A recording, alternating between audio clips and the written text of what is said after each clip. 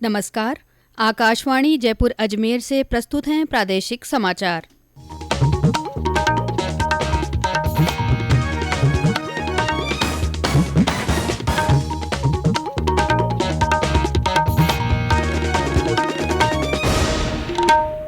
मुख्य समाचार। सीबीएसई की 10वीं और 12वीं कक्षा की दूसरे सत्र की बोर्ड परीक्षाएं आज से शुरू। राज्य सरकार ने बड़ी संख्या में आईएएस और आरएएस अधिकारियों के तबादले किए। कृषि मंत्री नरेंद्र सिंह तोमर आज किसान भागीदारी प्राथमिकता हमारी अभियान का उद्घाटन करेंगे और प्रदेश में तेज गर्मी का असर जारी, कई जिलों में लू चलने की संभावना।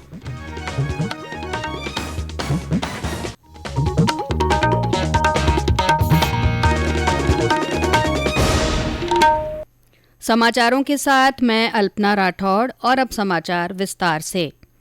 केंद्रीय माध्यमिक शिक्षा बोर्ड सीबीएसई की 10वीं और 12वीं कक्षा के दूसरे सत्र की बोर्ड परीक्षाएं आज से शुरू हो रही हैं।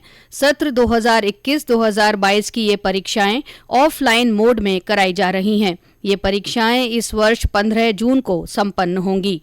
पिछले वर्ष जुलाई में सीबीएसई ने कोविड महामारी से उत्पन्न अनिश्चितता के कारण 2 सत्रों में बोर्ड परीक्षाएं कराने का फैसला किया था। पहले सत्र की परीक्षाएं पूर्व में ही हो चुकी हैं।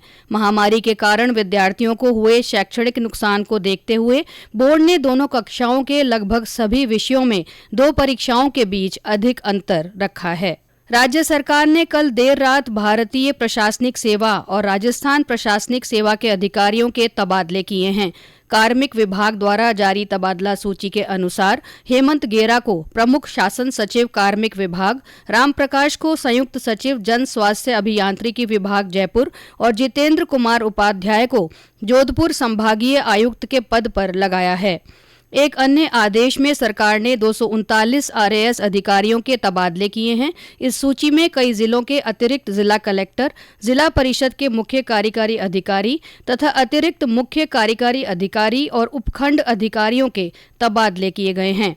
शासन सचिवालय में भी कई महत्वपूर्ण पदों पर अधिकारियों का स्थानांतरण किया गया है। वहीं अलवर के राजगढ़ में अतिक्रमण हटाते समय मंदिर तोड़ने के मामले में राज्य सरकार ने कार्यवाही करते हुए उपखंड अधिकारी केशव कुमार मीणा को निलंबित कर दिया है। इस मामले में सरकार द्वारा कराई गई जांच में राजगढ़ नगर पालिका के अध्यक्ष और सदस्य सतीश दुहरिया तथा नगर पालिका के अधिशासी अधिकारी बनवारी लाल मीणा को भी दोषी मानते हुए निलंबित कर दिया गया है। स्वास्थ्य मंत्री मनसुख मांडविया ने कहा है कि सरकार के प्रयासों से सभी देशवासियों के लिए स्वास्थ्य सेवा सस्ती और सुलभ हो गई है। उन्होंने कहा कि सरकार देश में अस्पताल, स्वास्थ्य और आरोग्य केंद्रों सहित स्वास्थ्य बुनियादी ढांचे को बेहतर बनाने के लिए अथक प्रयास कर रही है। उन्होंने कहा कि डॉक्टरों और चिकित्सा संस्थानों की संख्या बढ़ाने के भी प्रयास किए गए हैं। डॉक्टर मांडविया ने कल नई दिल्ली में औषधि और चिकित्सा उपकरण क्षेत्र के 7वें अंतर्राष्ट्रीय सम्मेलन का उद्घाटन किया। उन्होंने कोविड महामारी के विरुद्ध देश के संघर्ष में सफलता के लिए औषधि उद्योग को बधाई दी। प्रदेश के 6 जिलों में कल कोरोना संक्रमण के 30 नए मामले सामने आए, जबकि 27 जिलों में कोई नया मामला नहीं मिला। जयपुर जिले में 23, अलवर में 3 तथा बीकानेर, धौलपुर, जोधपुर और उदयपुर में एक व्यक्ति में संक्रमण की पुष्टि हुई। कल इस बीमारी से 9 और रोगी ठीक हुए। इसी के साथ सक्रिय मामलों की संख्या बढ़कर 171 हो गई है। राष्ट्रव्यापी कोविड टीकाकरण अभियान के तहत देश में अब तक 187 करोड़ 71 लाख से अधिक टीके लगाए जा चुके हैं। वहीं प्रदेश में भी टीकाकरण कार्य तेजी से चल रहा है। उदयपुर से हमारे संवाददाता ने बताया कि टीकाकरण से वंचित बच्चों के लिए स्कूलों और घर घर जाकर स्वास्थ्य कार्यकर्ता टीके लगा रहे हैं। ये समाचार आकाशवाणी जयपुर अजमेर से प्रसारित किए जा रहे हैं। इन समाचारों को आप हमारी वेबसाइट newsonair.gov.in पर राजस्थानी में भी पढ़ सकते हैं। समाचारों के ऑडियो बुलेटिन भी वेबसाइट पर उपलब्ध हैं। वेबसाइट पर सोशल मीडिया अकाउंट के माध्यम से ताज़ा जानकारी प्राप्त कर सकते हैं। समाचार अभी और भी हैं, उससे पहले ये संदेश। कंपटीशन की अगर आप कर रहे हैं तैयारी, तो उनके लिए ऑल इंडिया रेडियो पर हम लाए हैं अभ्यास, एक ऐसा कार्यक्रम जिसमें आप पूछेंगे सवाल व्हाट्सएप नंबर 92890 9444 पर या फिर ईमेल करेंगे abhyas.airnews@gmail.com पर और हमारे विशेषज्ञ देंगे इसका जवाब। इस बार का विषय है सोशियोलॉजी। सवाल भेजने की अंतिम तारीख है 27 अप्रैल। आपका अभ्यास हमारा प्रयास।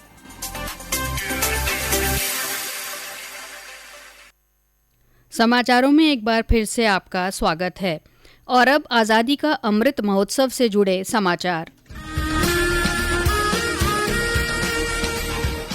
आजादी का अमृत महोत्सव।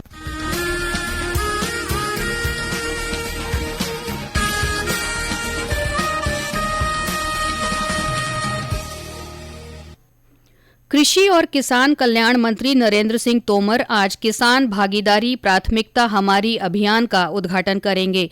आजादी का अमृत महोत्सव के तहत एक सप्ताह चलने वाला यह अभियान कल से आरंभ हुआ। इसके अंतर्गत कृषि मंत्रालय किसानों में कृषि और अन्य संबद्ध मंत्रालयों की योजनाओं और कार्यक्रमों के बारे में जागरूकता बढ़ाने के लिए विभिन्न गतिविधियों का आयोजन करेगा। इस अवसर पर आज देश भर के सभी कृषि विज्ञान केंद्रों पर एक दिन के किसान मेले का आयोजन किया जाएगा। किसान मेले के दौरान केंद्र और राज्य सरकारों की योजनाओं से जुड़ी जानकारी किसानों को दी जाएगी। इस दौरान कृषि मंत्री फसल बीमा पर देशव्यापी कार्यशाला का भी शुभ आरंभ करेंगे। प्रदेश में 2 सालों में 4171 नई ग्राम सेवा सहकारी समितियों का गठन किया जाएगा। सहकारिता विभाग की प्रमुख शासन सचिव श्रेया गुहा ने कहा कि समयबद्ध रूप से लक्ष्य आवंटन के अनुरूप कार्य किया जाए। उन्होंने कल जयपुर में राष्ट्रीय सहकार मसाला मेला 2022 के लोगो का विमोचन किया। विभाग की प्रमुख शासन सचिव ने बताया कि जवाहर कला केंद्र में 30 अप्रैल से 9 मई 2022 तक राष्ट्रीय सहकार मसाला मेला 2022 का आयोजन होगा। उन्होंने कहा कि योजनाबद्ध ढंग से कार्य करते हुए जैविक उत्पादों को कॉनफेड बड़े स्तर पर लोगों को उपलब्ध कराए। इससे पहले श्रीमती गुहा ने विभागीय योजनाओं और बजट घोषणाओं की समीक्षा की। केंद्रीय आवास और शहरी मामलों के मंत्री हरदीप एस पुरी ने इंफ्रास्ट्रक्चर सेक्टर में विभिन्न अभिनव पहल के लिए राजस्थान के जन स्वास्थ्य अभियांत्रिकी विभाग को पुरस्कृत किया है। कल नई दिल्ली के इंडिया हैबिटेट सेंटर में आवास और शहरी विकास निगम लिमिटेड के 52वें स्थापना दिवस पर राज्य के अतिरिक्त मुख्य सचिव सुभाष पंत और वित्त विभाग के निदेशक ब्रिजेश किशोर शर्मा ने यह पुरस्कार ग्रहण किया। जालौर जिले में विश्व टीकाकरण सप्ताह के दौरान स्वास्थ्य मेले का आयोजन किया जा रहा है। इन मेलों में अन्य बीमारियों के इलाज के साथ ही टीकाकरण से वंचित बच्चों का टीका लगाने का काम जारी है। और ब्यौरा हमारे संवाददाता से।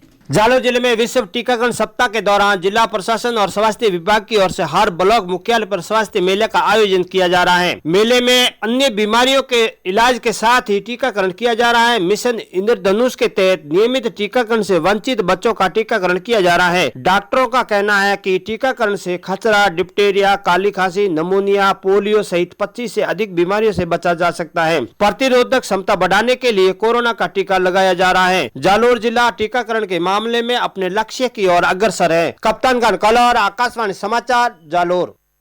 और अब मौसम। प्रदेश में तेज गर्मी और लू का असर और तेज हो गया है। बीकानेर और चूरू में कल देर रात आए तेज अंधड़ से जनजीवन प्रभावित हुआ। बीकानेर से हमारे संवाददाता ने बताया कि आज सुबह से ही तेज धूप के चलते तापमान में बढ़ोतरी हुई है। मौसम विभाग ने अगले 24 घंटों में तापमान में 1 से 2 डिग्री सेल्सियस की बढ़ोतरी होने की संभावना जताई है। बीकानेर, जोधपुर, जयपुर और भरतपुर संभाग के जिलों में अधिकतम तापमान 44 से 45 डिग्री तक पहुंचने की संभावना है। विभाग के निदेशक राधेश्याम शर्मा ने बताया कि आज से 10 जिलों में लू चल सकती है। और अंत में मुख्य समाचार एक बार फिर। सीबीएसई की 10वीं और 12वीं कक्षा के दूसरे सत्र की बोर्ड परीक्षाएं आज से शुरू हो रही हैं। राज्य सरकार ने बड़ी संख्या में आईएएस और आरएएस अधिकारियों के तबादले किए हैं। कृषि मंत्री नरेंद्र सिंह तोमर आज किसान भागीदारी प्राथमिकता हमारी अभियान का उद्घाटन करेंगे। और प्रदेश में तेज गर्मी का असर जारी है, कई जिलों में लू चलने की संभावना है। इसी के साथ प्रादेशिक समाचार बुलेटिन समाप्त हुआ। नमस्कार।